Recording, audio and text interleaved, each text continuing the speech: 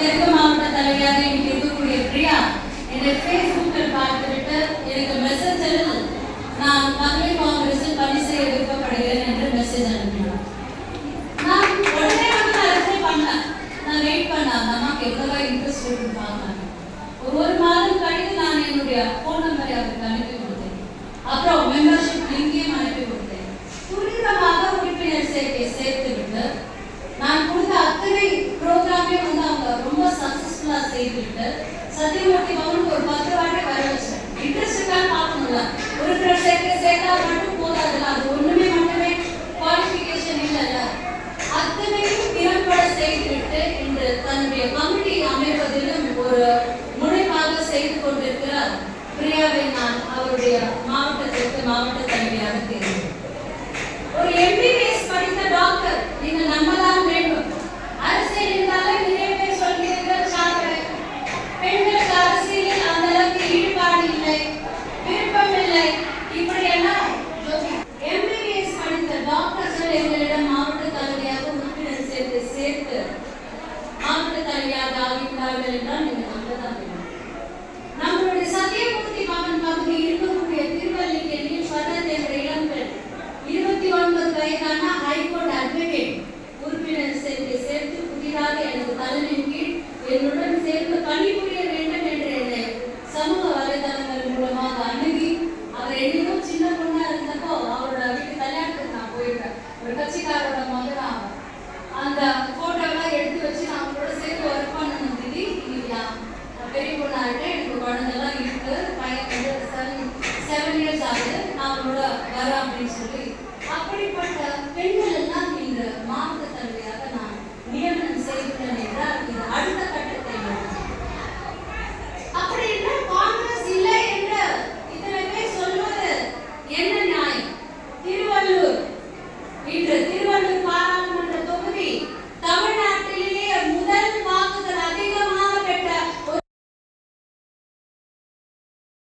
இன்று நமது அண்ணன் சசிகாந்த் செந்தில் அவர்களை நமது அருமை தலைவர் ராகுல் காந்திஜி அவர்கள் செந்தில் அப்படிதான் கூப்பிடுவார்.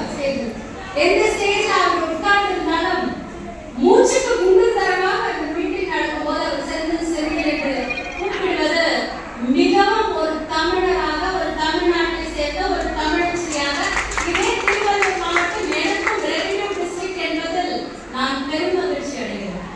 டெல்லியில சீக்கிரமா சவுத் இந்தியன் ஜாதகை செலுத்திவிட முடியாதது.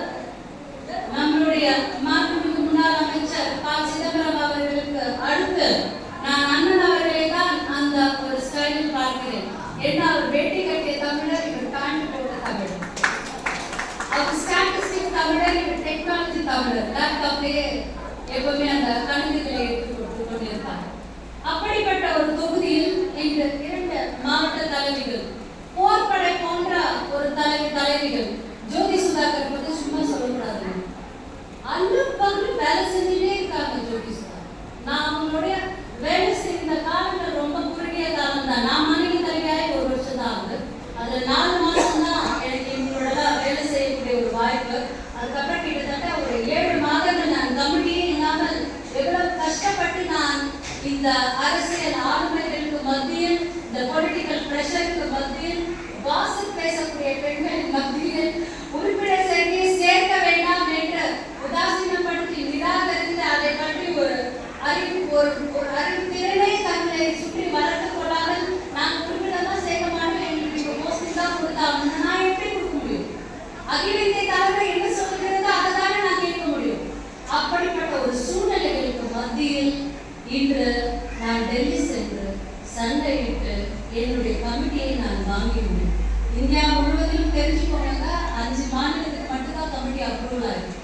ஒன்று கர்நாடகம், இன்னொன்று தெலுங்கானா, இன்னொன்று ராஜஸ்தான், அப்புறம் வேற 2 மாநிலம், அதுக்கப்புறம் நம்ம மாநிலம். அந்த அளவுக்கு துரிதமாக கிட்டத்தட்ட ஒரு வார காலம் அங்கு இருந்து தலைவர் ராகுல் காந்திஜி அவர்களை சந்தித்து, KC வேணுகோபால்ஜி அவர்களை சந்தித்து, எங்களுடைய அகில இந்திய தலைமை சந்தித்து நாங்கள் எலெக்ஷன் போயிட்டு எனக்கு கமிட்டி இல்லைன்னா நான் எப்படி வேலை செய்வது என்று சண்டையிட்டு உறுப்பினர் சேர்க்கை முடிந்த வரைக்கும் இருக்கக்கூடிய மாவட்ட தலைவர்களையும் அதற்கான மாநில நிர்வாகிகளையும் நான் வாங்கி கொண்டு வந்துள்ளேன். வந்து இங்கு